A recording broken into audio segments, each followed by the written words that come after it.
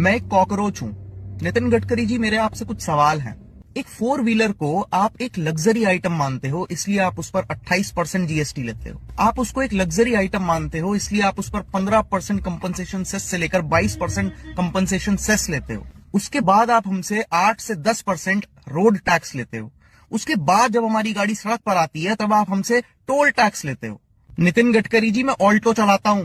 6 लाख रुपए की गाड़ी है ऑल्टो, और फॉर्च्यूनर 60 लाख रुपए की गाड़ी है।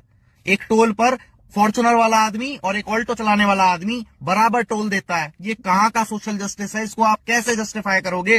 6 लाख की गाड़ी और 60 लाख की गाड़ी में फर्क नहीं है क्या?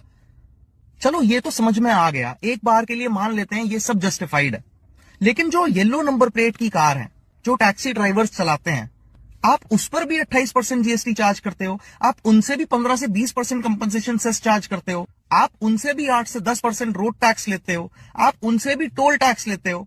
वो अपने मन से टैक्सी नहीं चलाता है, वो इसलिए टैक्सी चलाता है क्योंकि आप उसको रोजगार देने में फेल हो गए।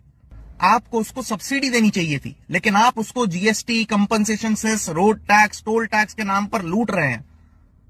इसके बाद आते हैं पेट्रोल की प्राइस पे। कोविड काल में जब पूरी दुनिया में तेल का दाम इतना कम था, हम तब भी इसी रेट पर पेट्रोल खरीद रहे थे। आपने 100% पेट्रोल में 20% एथेनॉल मिला दिया। उससे हमें क्या फायदा हुआ? हम अब भी उसी रेट में पेट्रोल खरीद रहे हैं। और अब जब ग्लोबली पेट्रोल के दाम बढ़े तो आपने 3 रुपए पेट्रोल पर बढ़ा दिए। तो ये जो सस्ता पेट्रोल कोविड काल में खरीदा गया था, इसका मुनाफा किसको हुआ?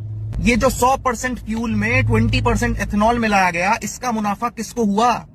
जो व्हीकल्स E20 कंप्लाइंट नहीं थे और वो फिर भी आपका E20 फ्यूल डलवा रहे हैं, उनकी जो माइलेज खराब हुई, उसका हिसाब कौन करेगा? इसके बाद आते हैं तीसरे सवाल पर।